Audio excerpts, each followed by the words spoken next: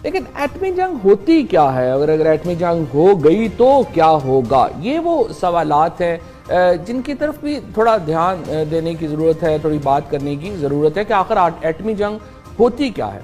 2013 में एक ब्लॉग लिखा गया, एक सोशल मीडिया के ऊपर एक ब्लॉग लिखा गया जिसमें एक मंजर कशी की गई कि 2019 में अगर पाकिस्तान और हिंदुस्तान के दरमियान एक जंग होती है जिसमें एटमी हथियार इस्तेमाल होंगे तो फिर मामला होगा कैसे, मंजरनामा क्या होगा। हम अपने इस प्रोग्राम में कोशिश करेंगे कि आपको उस ब्लॉग की मदद से उस स्टोरी की मदद से डॉक्टर परवेज हूद भाई ने एक अपनी डॉक्यूमेंट्री बनाई है और मजीद दस्तावेज से ये थोड़ा सा बता सकें कि अगर पाकिस्तान में और भारत में खुदा न खास्ता एटमी जंग होती है तो पाकिस्तान में और भारत में हालात क्या होंगे, हमारे शहरों के हालात क्या होंगे। अगर इस कहानी की तरफ वापस चलते हैं जो 2013 में लिखी गई, उसमें एक फिक्शनल कैरेक्टर बनाए गए हैं, फिक्शनल बातें की गई हैं। कहानी शुरू होती है 28 जनवरी 2019 से, यानी आज से 3 साल के बाद। कहा गया कि 28 जनवरी 2019 को भारत के वजीर आजम नरेंद्र मोदी ने यह फैसला किया कि वो पाकिस्तान के अंदर सर्जिकल अटैक्स करेंगे, जिस तरह से अभी इंडिया का मीडिया कह भी रहा था, और उन्होंने कहा कि वो जिम्मेदारान को जवाब देंगे। लिहाजा 29 जनवरी 2019 को इंडियन एयरफोर्स के त्यारे मिराज 2000, राफेल और सुखोई MK-130 एयरक्राफ्ट पाकिस्तान की हदूद में दाखिल होते हैं।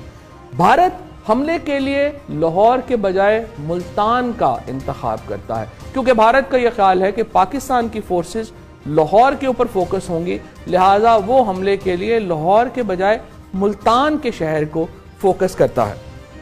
T-90 और T-72 टैंक्स मीरगढ़ के मुकाम के ऊपर पाकिस्तान के अल खालिद टैंक से टकराते हैं।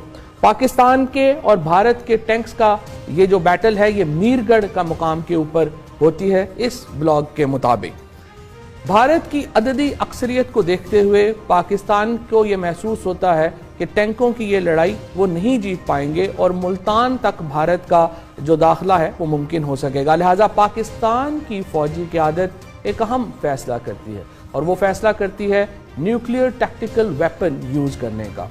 सुबह 2 बजे पाकिस्तान का 31 जनवरी 2009 रात को 2:16 के ऊपर पाकिस्तान का जो मिसाइल है हतफ मिसाइल, वो पहला न्यूक्लियर टैक्टिकल वेपन फायर होता है।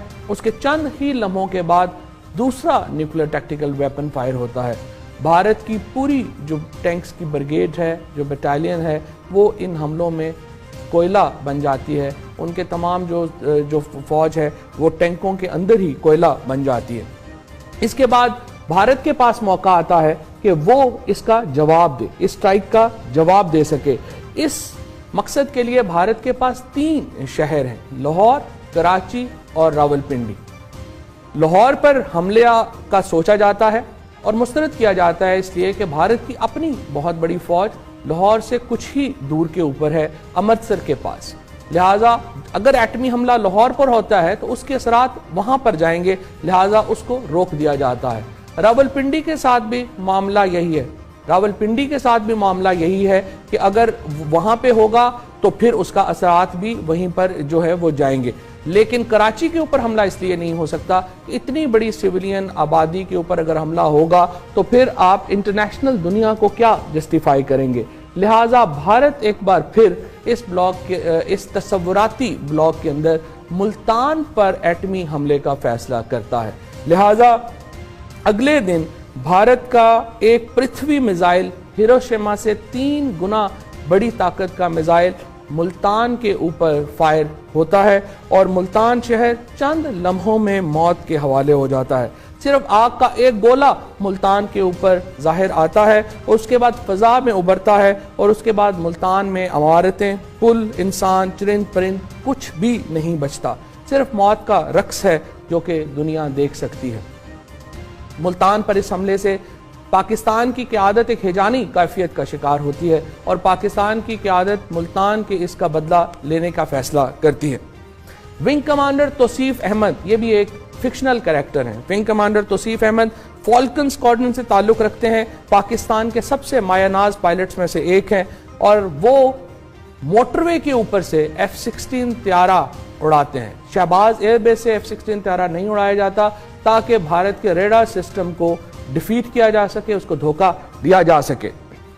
मुल्तान ये मोटरवे से ये F-16 त्यारा बुलंद होता है और इस F-16 त्यारे के ऊपर 1 मेगा टन न्यूक्लियर वेपन जो है, न्यूक्लियर बॉम्ब जो है वो फिट है। कोनाट सेंटर सुबह 8:47 कोनाट प्लेस दिल्ली ये त्यारा पहुंचता है और कोनाट प्लेस दिल्ली के ऊपर तौसीफ अहमद ये बॉम्ब रिलीज कर देते हैं। इस बॉम्ब को हवा जो ही छूती है, जब ये बॉम्ब रिलीज होता है और इसको हवा छूती है तो चंद मिनटों में ये जो बॉम्ब है ये एक आग का गोला बन जाता है और दर्जा हरारत दिल्ली में वही हो जाएगा जो कि सूरज का दर्जा हरारत है। ज़मीन, मेटल, इंसान, जो कुछ भी दिल्ली में उस वक्त मौजूद था वो सारे का सारा लम्हों में महलूल बन जाएगा। सदारती महल, होटल, सियासतदान, पार्लिमान, फौजी सब लम्हों में ख़त्म हो जाएंगे। जब आग का ये गोला ख़त्म होता है तो शॉकवेव आती है। जो शॉकवेव आती है उसके नतीजे में एक तेज़ हवा जो सुपरसोनिक जहाज से भी ज़्यादा तेज़ होगी वो शहर को हिट करेगी और तमाम शहर बिल्कुल मिलिया मेट हो जाएगा। शॉकवेव खत्म होता है तो फिर हवा जो बहुत ज्यादा गर्म है वो ऊपर उठती है और अपने साथ जो न्यूक्लियर के जो असरात हैं वो भी उसके साथ ऊपर जाते हैं और उसके बाद फिर बारिश होती है और लाहौर से अमृतसर तक का तमाम तर इलाका इसमें इंसानों से खाली हो जाएगा, क्योंकि जहाँ जहाँ बारिश का ये कतरा गिरेगा वहाँ पर इंसान या कुछ भी हो वो उससे के जिस्म से पार होकर चला जाएगा और लाहौर और अमृतसर और दिल्ली के आगे और ये लाहौर के भी आगे कुछ नहीं बचता।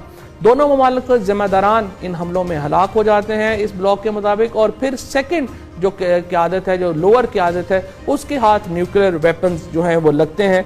मुल्तान और दिल्ली के बाद लाहौर, कराची, रावलपिंडी, हैदराबाद और गवादर पर इंडियन न्यूक्लियर हमला होता है, जबकि अहमदाबाद, लुधियाना, जालंधर, सूरत और आगरा पाकिस्तान के कीमियाई हमलों का निशाना बनते हैं। एक लॉन्ग रेंज मिसाइल बम्बई को भी अपना निशाना बनाता है। दोनों मुल्कों की इस एटमी जंग के बाद दोनों मुल्कों में आबादी का एक बड़ा हिस्सा बिल्कुल ही गायब हो जाएगा और उसके बाद जो अगला मरहला है कि जो न्यूक्लियर की जो कीमियाई जो इसके जो असरात हैं, न्यूक्लियर का असरात जो है उसका शाखसाना ये होगा कि पाकिस्तान और हिंदुस्तान की जो बड़ी आबादी है वो बच्चे पैदा करने के काबिल भी नहीं रहेगी, लिहाजा आप अपनी जो पूरी नस्लें हैं उनको ही ख़त्म कर देंगे।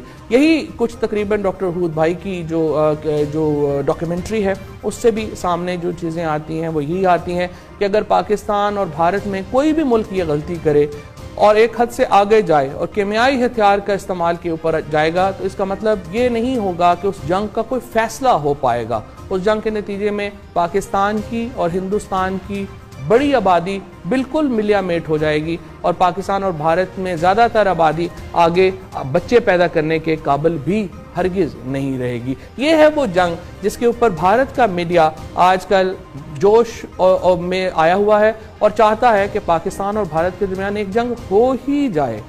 असरात देखने चाहिए, मुस्तकबिल को देखना चाहिए। डिसीजन मेकर्स को जाहिर है जज्बात की भावनाओं में, जिस तरह से कह रहे थे वीपी सिंह साहब, नहीं बहना चाहिए और अपनी मामलात को देखकर आगे चलना चाहिए। पाकिस्तान और भारत के दरमियान जंग हरगिज़ कोई ऑप्शन नहीं है। अगर आप चाहते हैं तो मामलात को बेहतर करना पड़ेगा, आपको जो रेजोल्यूशन है इश्यूज़ की उनकी तरफ आना पड़ेगा। एक दूसरे को हराने की बात छोड़ें, एक दूसरे के साथ बातचीत के साथ बात आगे बढ़ाने की कोशिश